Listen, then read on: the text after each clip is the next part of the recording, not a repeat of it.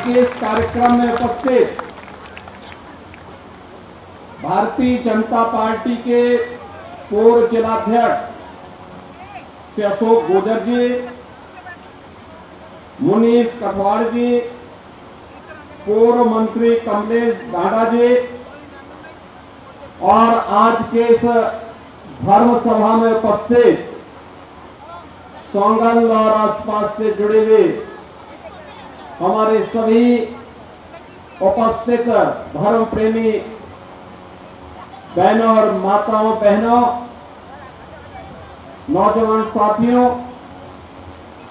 मैं सबसे पहले सोंगल में स्थित बाबा मुकुटनाथ जी की पावन समाधि स्थली को और इस पूर्ण पावन धरा को कोटि कोटि नमन करते हुए इस ब्रह्मलीन महंत गणेश नाथ जी महाराज के इस 8 मान के भंडारे और शंखाढाल कार्यक्रम के अवसर पर उनकी स्मृतियों को नमन करते हुए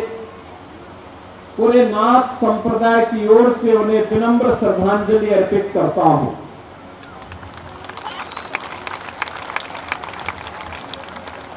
कई दशकों के बाद सोंगल में इतना बड़ा संतों का, योगेश्वरों का जमावड़ा और भक्तों का जमावड़ा सोंगल के इस ऐतिहासिक स्थल पर इस पौराणिक और अत्यंत श्रद्धा से युक्त सिद्ध और योगेश्वरों की तप से जिस भूमि ने अपना प्रभाव हर युग में दिखाया है,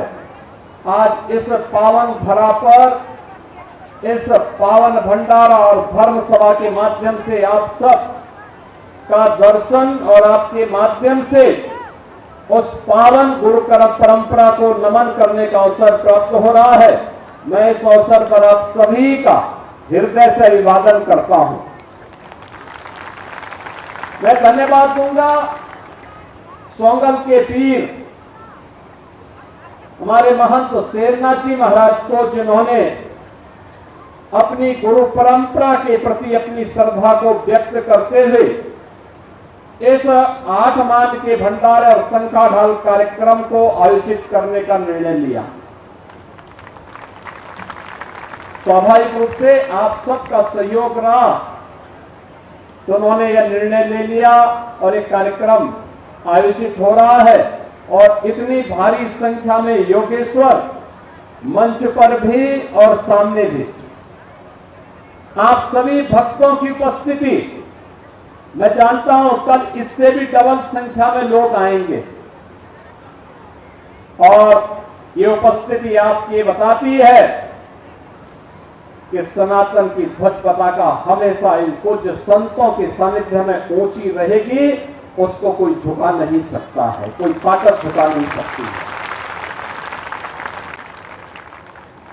ये जो भंडारा और शंखाढाल का कार्यक्रम है, ब्रह्मलीन महंत पीर गणेश नाथ जी महाराज भौतिक रूप से हमारे बीच में नहीं, लेकिन उनकी शिष्य परंपरा में महंत पीर यहां पर शेरनाथ जी महाराज ने अपने गुरु के प्रति अपनी कृतज्ञता को व्यक्त करते हुए अपने गुरु भाइयों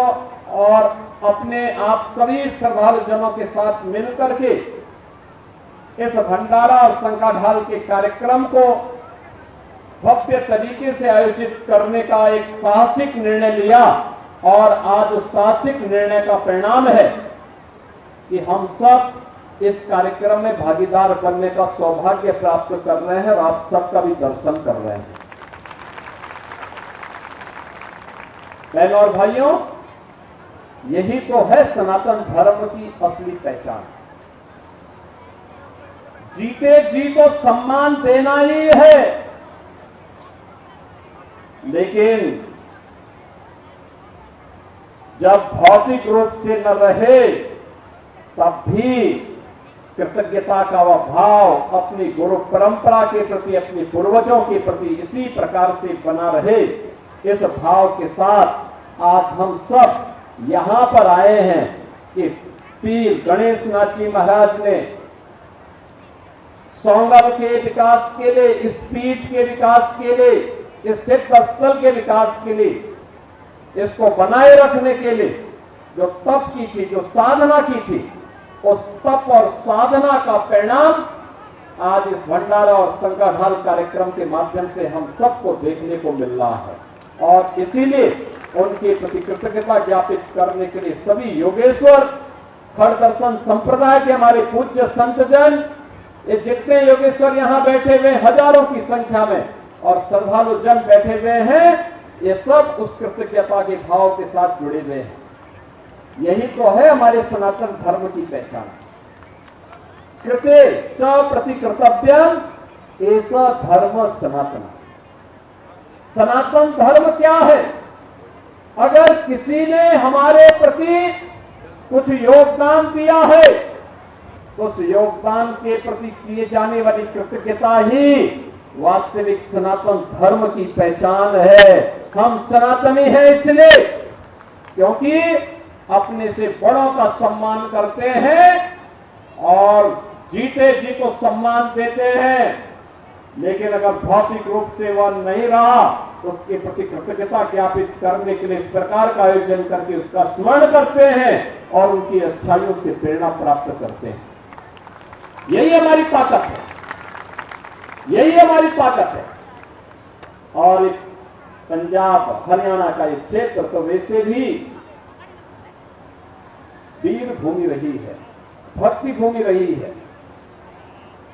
इसके रज रज में सिखों का प्रभाव देखने को मिला है। कहते हैं जब विश्व विजेता बनने का सपना देख करके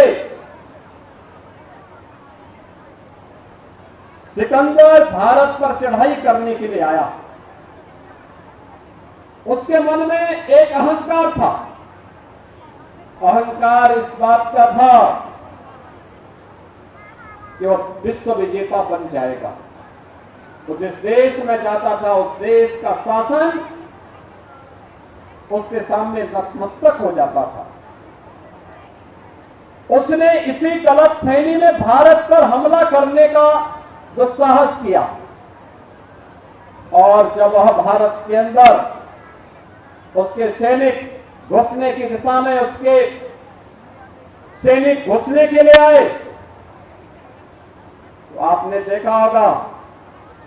उसे बताया गया उसके सेना का पड़ाव पड़ा हुआ था और कहते हैं कि जब उसके सैनिकों के पड़ाव में किसी एक ने उसे बताया कि यहां एक योगी है, बड़ा सिद्ध है, चमत्कारिक है, वो जो बोल देता है वो सिद्ध हो जाता है,